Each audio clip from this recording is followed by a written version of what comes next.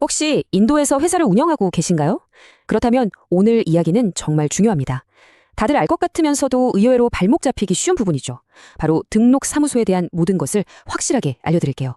그냥 뭐 우편물 받는 주소 아니야? 이렇게 생각하기 쉽잖아요.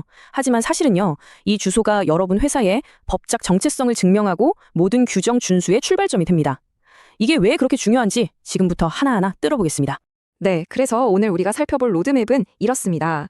회사의 공식 주소가 뭔지부터 시작해서 이걸 어겼을 때 어떤 무서운 일이 벌어지는지까지 이 순서대로 쭉 따라가다 보면 아하 하실 겁니다.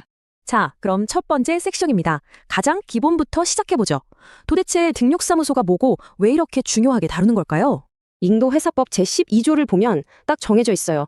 등록사무소란 한마디로 정부가 여러분 회사에 연락할 수 있는 유일하고 공식적인 소통 창구라는 뜻입니다. 모든 법적 통지서는 바로 이곳으로 오게 되어 있죠. 이렇게 생각하면 훨씬 쉬워요. 정부 입장에서 우리 회사를 찾을 수 있는 유일한 주소인 거죠. 그러니까 우리 회사는 유령 회사가 아니고 바로 여기에 실체가 있습니다. 라고 정부에 알려주는 가장 기본적인 증표인 셈입니다. 무시하면 절대 안 되겠죠? 자, 좋습니다. 그럼 이제 막 회사가 태어난 첫날로 시간을 돌려볼까요?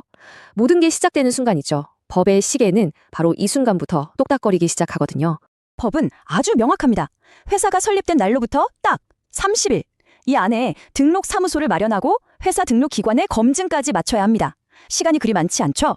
자, 근데 여기서 그냥 주소는 여기입니다 라고 말만 하면 되는 게 아니에요. 증거가 필요하죠. 이게 아주 흥미로운 부분인데요. 이 서류들의 핵심이 뭔지 아시겠어요? 바로 우리가 이 공간을 쓸 합법적인 권리가 있고 지금도 실제로 사용 중입니다 라는 걸 증명하는 거예요. 그냥 서류상 주소가 아니라는 거죠. 결국 핵심은 이겁니다. 우리 회사가 이 주소에서 공식적인 우편물을 받을 법적 권리가 있다는 걸 서류로 명백하게 증명해야 한다는 거죠. 좋습니다. 사무소 등록까지 마쳤어요. 그럼 이제 끝일까요? 아니요, 절대 아닙니다. 이제부터는 매일매일 지켜야 하는 투명성의 의무가 시작됩니다. 법이 요구하는 건 온라인이든 오프라인이든 일관되게 우리 회사를 투명하게 보여달라는 겁니다.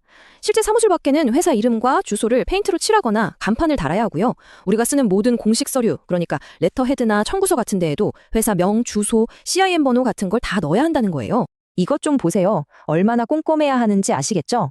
심지어 여러분 회사 웹사이트 홈페이지에도 이 모든 정보, 그러니까 회사명, 주소, CIN, 연락처, 심지어 민원 담당자 이름까지 다 공개해야 합니다. 웹사이트도 공식적인 소통 창구로 보는 거죠. 자, 그런데 사업이 잘 돼서 더 큰 곳으로 이사를 가야 할 수도 있잖아요. 그럼 그때는 어떻게 해야 할까요? 이때부터 규정이 확 복잡해집니다. 바로 이 지점에서 많은 회사들이 실수를 하거나 어려움을 겪어요. 그냥 이사하고 주소만 바꾸면 되는 게 아니거든요. 얼마나 멀리 가느냐에 따라 절차가 하늘과 땅 차이입니다. 이 표를 보시면 한눈에 이해가 되실 거예요. 같은 도시 안에서 옮기는 건 이사회 결의만으로 간단히 끝나요. 하지만 같은 주라도 다른 도시로 가면 특별 결의가 필요하고 관할도 지역 책임자로 넘어가죠. 제일 복잡한 건 다른 주로 이사 가는 경우인데 이때는 중앙정부의 허락까지 받아야 합니다. 왜 이렇게까지 할까요? 주가 바뀌면 관할 법원이나 세무당국이 전부 바뀌잖아요. 그래서 채권자나 주주 같은 이해관계자들을 보호하기 위한 아주 중요한 안전장치인 셈입니다. 자, 그럼 가장 까다로운 시나리오, 그러니까 주를 옮겨서 이사하는 경우를 한번 따라가 볼까요? 이 절차들을 보세요. 신문에 광고를 내고 모든 채권자에게 우편으로 직접 알려야 해요. 이건 그냥 우리 이사 갑니다가 아니라 우리 회사가 이제부터 저쪽 주로 가니 모든 이해관계자분들은 참고해 주십시오라고 공식적으로 선포하는 거나 마찬가지입니다. 아주 공개적이고 무거운 절차죠. 자, 그럼 만약에 복잡해, 그냥 무시하자 하면 어떻게 될까요? 그 대가는 생각보다 훨씬 혹독합니다. 거의 사업을 멈추게 만들려고 설계된 수준이에요. 일단 금전적인 벌금부터 시작합니다. 규정을 어긴 채로 하루가 지날 때마다 매일 1,000루피의 벌금이 붙습니다.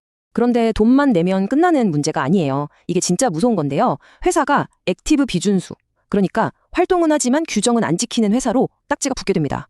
이렇게 되면 자본금을 늘리거나 이사를 바꾸거나 심지어 사무실 주소를 변경하는 것 같은 회사의 핵심적인 활동이 전부 올스톱돼요. 말 그대로 손발이 묶이는 겁니다. 그리고 이게 바로 최후의 통첩입니다. 만약 회사 등록기관 직원이 직접 주소로 찾아왔는데 아무것도 없는 거예요? 그럼 어떻게 될까요? 법에는 이렇게 쓰여 있습니다. 회사 등록부에서 해당 회사의 이름을 삭제하는 조치를 시작할 수 있다. 이게 무슨 뜻이냐면 여러분의 회사를 법적으로 그냥 없애버릴 수 있다는 얘기입니다. 정말 무섭죠. 그래서 오늘 이 모든 이야기를 듣고 나니 이 마지막 질문을 스스로에게 던져보게 됩니다. 여러분 회사의 주소는 정말로 튼튼한 법적 기반인가요? 아니면 그냥 서류에만 존재하는 언제든 문제를 일으킬 수 있는 주소인가요? 이 등록사무소라는 게 단순히 주소 하나 적는 문제를 넘어서 여러분 회사의 합법성, 더 나아가서는 존재 그 자체를 증명하는 일이라는 점 꼭 기억해 주셨으면 합니다.